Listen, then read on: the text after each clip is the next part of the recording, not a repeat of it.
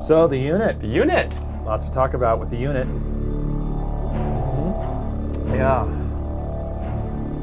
17 seasons, no, 20 seasons, guaranteed. Yeah, it's totally Gunsmoke. It's going to go on forever and ever. Just cancel this. Can you please pass the Dharma peanut butter? No. You think we can talk about the zombie invasion? Tonight on Lost, Boone dies. Boonya! Who would you rather be stranded on a creepy island with, Juliet or Ana Lucia? Will you please pass the Dharma peanut butter? Look, it's a collector's item. We're never opening it. Is Ana Lucia wearing her cop's uniform? I'm gonna say yes. Juliet.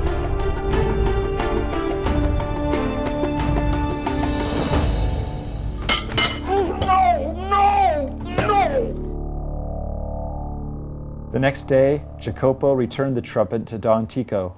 2 weeks later, the family left to rejoin the future.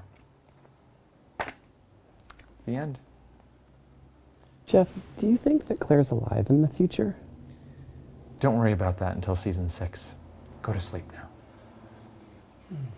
Welcome to the season premiere of Totally Lost. We're super excited to be here in Hawaii on the very spot where they shoot Lost. We're in Santa Monica, dude. We're in Lost. Yes, Santa Monica.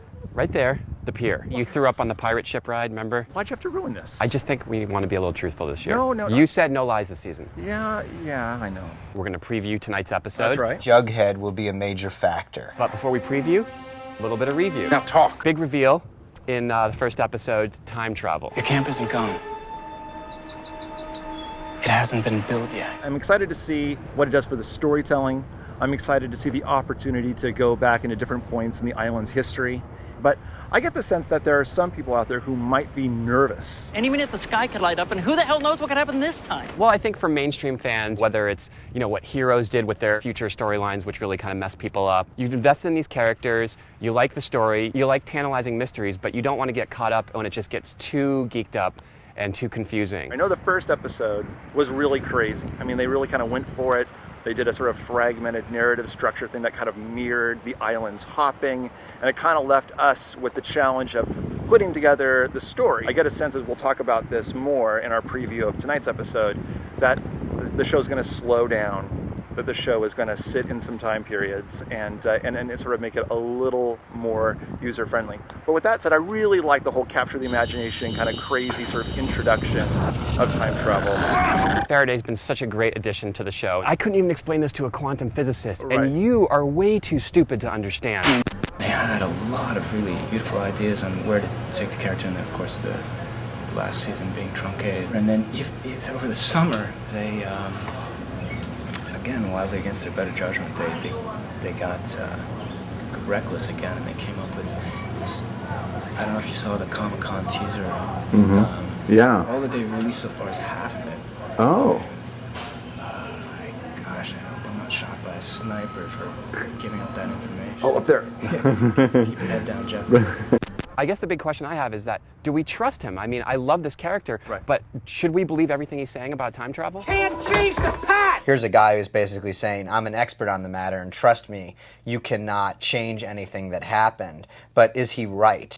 What if he's wrong? I mean, I think that Lost has sort of developed that possibility in its entire storytelling, that people are proceeding from points of view or even theories that can be totally incorrect. How'd you feel about the record skipping, time just sort of errantly flipping ahead and behind? Did you feel like that they sold that well? I did. I like the visual metaphor that they gave us of the record. If you can't make a record, if you can't make a record, if you... I love the analogy that Faraday gave us of the skipping record. Think of the island like a record, spinning on a turntable.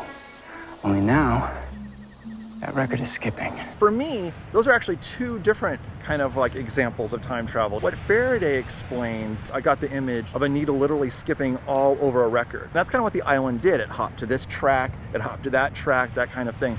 But in Pierre Chang's record, when he put it on, it just kind of looped back and forth, looped back and forth. And it made me wonder if where we're going with this season is that we're going to see the island hop around, and then settle into a groove sometime in the recent island's past.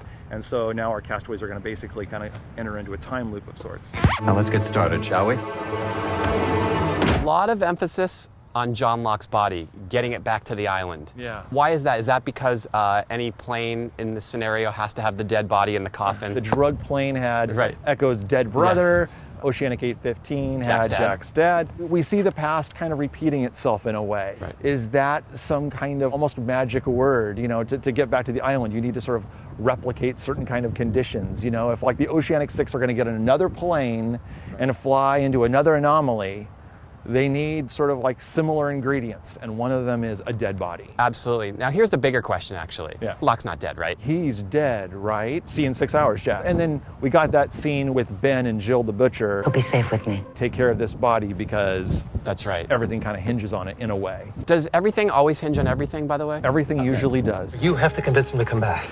How am I supposed to do that? You're gonna have to die, John. It was an extremely powerful line, but also it's just one of those things where that's what Locke just totally wants to hear in a lot of ways. I sensed a little bit of excitement. I have a destiny, you know, I'm gonna I have be... purpose, and this is a man who's been searching for his purpose. He's lost it, he's gained it, he's lost it, and this is kind of the ultimate mission for him. Yeah, but of course, my favorite development is that we find out that Ben is in league with my big crush, Miss Hawking. 70 hours is what you've got. We need to sidebar and talk about that crush right now. Do we? Yes. Like, Explain that crush. No. No. Okay. Big teasers ahead. Jeff, go. Spoiler alert, kinda. Yes. Just buzz me if I'm I ready. go too I'll be far. ready. Okay. Tonight's episode is called Jughead. Jughead is a major factor. How's Yes. that? That's very cryptic, but meaningful if you keep watching. Dan, what do you think when you think Jughead? Is it a person? No. It's a thing. Well, maybe we shouldn't say too much. Okay. Let's just say that Jughead is not a person. Okay. Good teaser. Yeah, that's teaser number 1. Okay. Are they going to get better? I hope so. Okay. Teaser number 2. The others. Turns out they can speak another language. Oh. It's not love. Teaser number 3. If you remember at the end of the first hour, we saw Desmond, he got a mission from the past, from Daniel Faraday, playing with time, saying, hey, go to Oxford, find my mother, and her name is whatever. Well, in Jughead, we're going to resume that story. We're going to see Desmond go to Oxford and find out something. He's going to find something very peculiar, very interesting stuff is going to happen. Teaser number 4. There is a person, there's a lot of mystery around this person, shall we say, and it turns out that they have a deeper history with the island than we thought, and it's a little bit surprising. Teaser number 5, Charlotte is having health problems. Do you know what's happening to me? Let's just say that there is an interesting, disconcerting twist in her health condition tonight. Last teaser, I think, can we say this? I think we can. We're pumped for tonight's episode.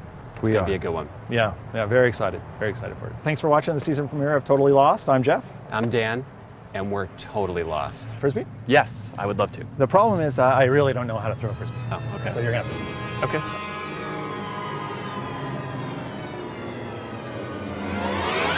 Hey, why wasn't I in this episode? That was a move.